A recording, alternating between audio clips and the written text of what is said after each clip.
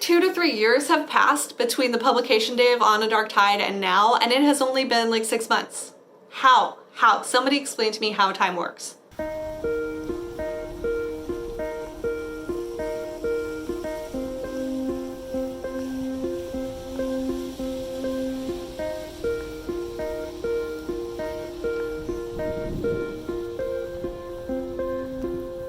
Hello book friends, welcome back to my channel. Valerie Geary here. It is the end of October. Some of you might be new here to this channel or might be viewing this for the first time. Most of the time on my channel I talk about the books I'm reading, the books I want to read, but sometimes I talk about writing because I am also a writer. About 6 months ago I self-published my first book, On a Dark Tide. Prior to that I published 2 other books with a traditional publisher. And 6 months ago I made the switch from traditional publishing to self-publishing. I did a video series talking about that. You can find it, I'll put the little link up here and in the comments box. I did a low-key launch for On a Dark Tide, and you can watch those videos and find out what I did and what I didn't do and how it all went and why I left traditional publishing. All of that is in that series, so go check that out. But I thought because 6 months had gone by, it would be a good time to pop in, check in with you guys, let you know how the whole self-publishing thing is going for me and what I've been doing for the past 6 months and how this book has been selling. So what have I been doing for the past 6 months? Excellent question. Well, I launched this book and I did some marketing stuff with this one, including interviews and book club stuff, just trying to get the word out about the book. I also started writing book 2 in this series, and I've been editing and revising that. I also wrote another book. The Ophelia Killer is the prequel to On a Dark Tide. This kind of was an unexpected book. I didn't really have plans to write it, but after this book launched, I had an idea and I was like, let's see what happens. Sat down and wrote the first draft. It came out pretty quickly, did a couple revisions, and put it together. It is a shorter book. It's about half the length of On a Dark Tide, and it tells the story of one of the characters in On a Dark Tide about 4 or 5 years before the first book begins. So that took up some time. I've also been brainstorming plenty of new projects, outlining new books to work on next year. I got the rights back to a short story that I published with Amazon several years ago. This is the short story. It's called This Great Love. This is the cover of the book. This is kind of a love story, a contemporary love story that I love. I love this story that I wrote. It is one of my favorite things that I've ever written, and I just felt like it was kind of getting lost in Amazon, and I didn't really like the cover very much, and I really wanted to get the rights back on this and relaunch it and republish it. I was able to get the rights back, and I have been working on getting a new cover for that and formatting it and getting it put together in a collection with some other short stories that I have, and I'm going to be relaunching that next month. So yeah, I have been staying busy for the past 6 months trying to move the business forward. I've also had plenty of summer adventures. We did a lot of canoe trips, we went hiking, we hung out with friends, we did some barbecues. So it's been a busy 6 months. In addition to writing new books, I have been trying to learn more about what it takes to be a self-published author, what it takes to be an entrepreneur in this business and move your business from selling only a handful of books to being profitable and a sustainable business. That hasn't happened yet, but I have been spending a lot of these past 6 months learning new things, reacquainting myself with story structure and outlines. I've been working on a newsletter overhaul and getting my reader magnets in place. Just a lot of administrative stuff that I didn't have to do when I was traditionally published. Stuff I probably should have been doing, but no one ever tells you that when you get started. They're like, oh, the publisher's gonna take care of it, don't worry. If I could go back in time and give myself one piece of advice, that young, bright-eyed and bushy-tailed young author, I would tell her to get started on this stuff early. Don't rely on the publisher to do all the marketing and all the reader outreach for you. Go ahead and jump on that, get involved with the process, figure out how it all works behind the scenes. Because now here I am, I have a very strong base of like how to write and how to structure story and how to edit, and I'm scrambling to get all the business stuff going. But I love learning new things, and so this has kind of been a fun process for me to figure out how to publish a book, but also how to sell and market a book. I've decided to break it down into smaller chunks. Maybe I'll talk about this at another video. This is kind of just a wrap up, but I am trying to learn how all the different platforms work and how to make them work for me rather than me like beating on the technology. 6 months of launching, learning, writing, editing. How have sales been in the past 6 months? Am I a millionaire, billionaire, cajillionaire yet? No, not even close. Selling books is difficult. I read something the other day that said there was like 8 million ebooks out there right now. Holy, sometimes when I hear numbers like that, I'm like, why am I writing? What is the point? Who cares? Nobody's gonna read this.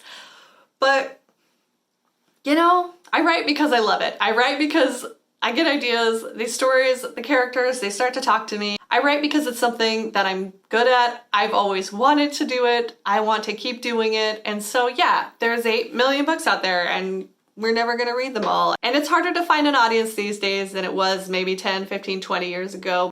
But there are plenty of people out there looking for a good story. So, I'm not a millionaire, I'm not a bajillionaire. I don't even have a profitable business yet. It's really hard to do that with one book. I mean, technically I have more than one book, but I don't have control over the first two. Numbers. Okay, money is so awkward, right? But we have to talk about it because if you are trying to sell books, to make a business, to make a living as a writer, it's good to know that it is hard out there.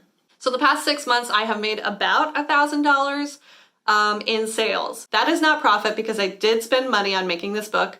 I didn't spend a lot of money. We definitely did it on a shoestring budget.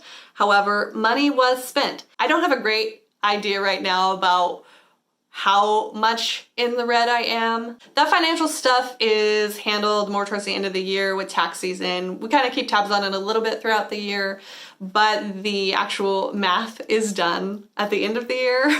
So I just kind of have been keeping track on sales and not worrying too much about expenses at this time. I do know that we have about $1,000 in sales. That's not nothing. But it is not a sustainable business model either. That's hard-earned money right there, but honestly, I would rather be bringing in closer to $1,000 a month in sales. More than that, obviously, but $1,000, again, it's a good kicking off point. First time self-publishing, not really knowing exactly what I was doing or how to best launch a book, just kind of winging it. I'm pretty happy with that. And also $1,000 a month, you have to be selling about 340 ebooks to get that. And that's tricky to do with one book. I am selling less than 10 a month right now, closer to like 2 or 3 a month.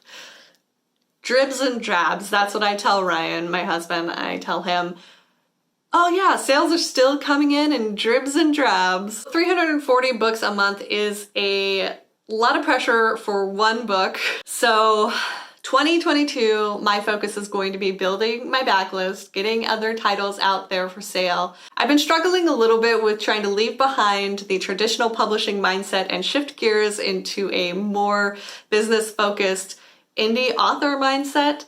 Maybe that's something I'll talk about too later on down the line when I have a little better grasp on it. But with a traditional publishing mindset, it's very much like bestseller or bust. And maybe not with everyone, but for me, there was an idea of like I had to get the book perfect. I had to do everything I could to make sure that it sold, to make sure that people were excited about it. And obviously I want to write the best book I can, whether I'm traditionally published or indie published. But sometimes I get stuck in an editing cycle and I am going over the same book over and over and over for months, years even. And that is not necessarily the best way to launch a writing career or get a business off the ground.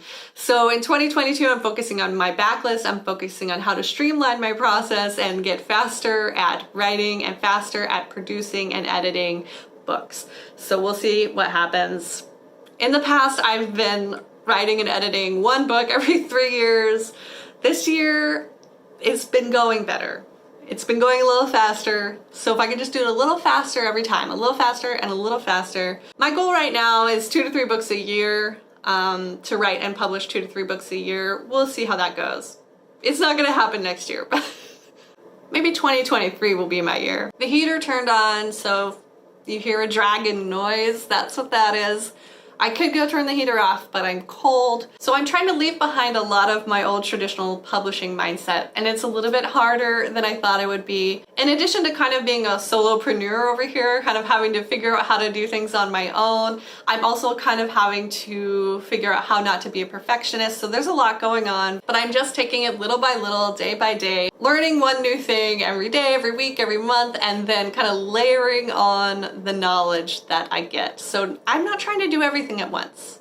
When I launched On a Dark Tide, my focus was on figuring out how to put a physical book together, how to open accounts, how to get the information onto the internet and make sure the ebooks worked right. I had never done any of that before. How to get a cover, how to get the page numbers into the book.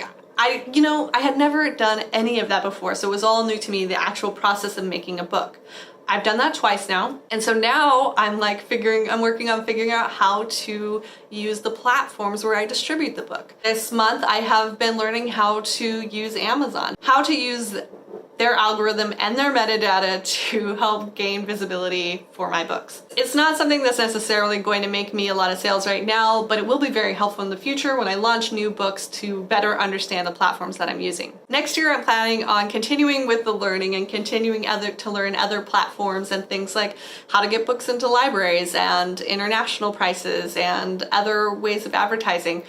What is great, and I know I've said this before, I think I said it in the previous series, is that I'm not the first person to blaze this trail. There are plenty of other people who have come before me and have been very generous with their knowledge and with sharing the lessons they've learned and sharing their wisdom. And so for me, it is just a matter of finding this information, sifting through it, finding out what works for me, finding out what works for my business. Because just like in writing, there's no secret formula. Somebody could do one thing and it makes them a lot of money. Another person tries that same thing, it makes them nothing. So it's kind of about figuring it all out for yourself and your business and seeing what works and experimenting and just kind of being brave and being bold and taking risks. And so that's what I've been trying to do the past 6 months. I will continue to do that in the next 6 months and beyond. I will be honest with you, I did update my resume.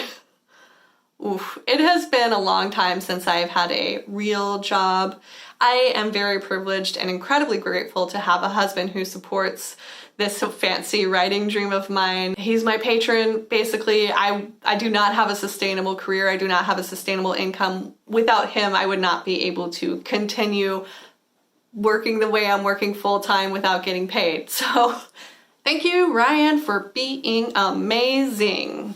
So because I know how hard he works, I also try not to sink and wallow into the, oh my God, I didn't make any sales this month, or my book is selling like crap.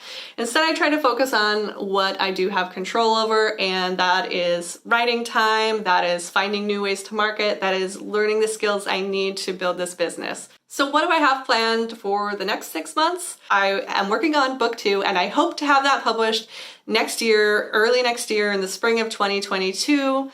I'm also going to start working on moving some other book projects forward in the queue. I have a lot of ideas. Some of them are half sketched out already. And I think I'm going to spend some time in the next 6 months getting those outlined and researched and ready to dive into when book 2 launches. I'm gonna keep learning. I have a grand plan to kind of break down every platform that I'm publishing on and figure out the best way to use them. But yeah, my main focus is going to be building my backlist, because there's no way I can build a sustainable writing business with 1 to 2 to even 3 books. I'm gonna need more than that. And I'm gonna be wanting to focus a little bit more. In the past, I've kind of been a little flighty with my genres. I am a very eclectic reader. I like reading across genres. I don't really have a specific genre that I love. I do love suspense, mystery, thrillers, but I will read pretty much anything you put in front of me. So that sometimes reflects in my writing too, where I'm like, I don't, want to try this new thing. Oh, I want to try that new thing. But I think it might benefit me to focus in on a few themes and tropes and genres that I like, and really focus on getting some books written in with those themes and tropes and finding a readership that enjoys those. So backlist, backlist, backlist is the motto for 2022. I'm feeling optimistic. I try not to get too upset by like my dismal little sales because it's a long game. It's a commitment. Sales are not guaranteed. Readers are not guaranteed. It's hard work. I enjoy most of it. I enjoy quite a bit of it. I love the writing part. Even this publishing part has been pretty interesting for me too. So I'm gonna keep going. I'm feeling optimistic. I feel empowered. I feel ready to take on these challenges. Thanks for hanging in there with me while I updated you on how things are going with On a Dark Tide and my self-publishing journey. I've got some reading videos coming up for you in the next few weeks, and then maybe we'll talk about writing again a few months from now. I don't know, we'll see. Thanks for watching, and I will see you next time.